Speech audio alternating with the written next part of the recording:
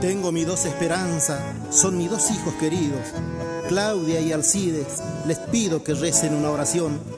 Discúlpenme la emoción, su madre ya está en el cielo. Junto a Dios, con nuestro ruego, nos dará su bendición.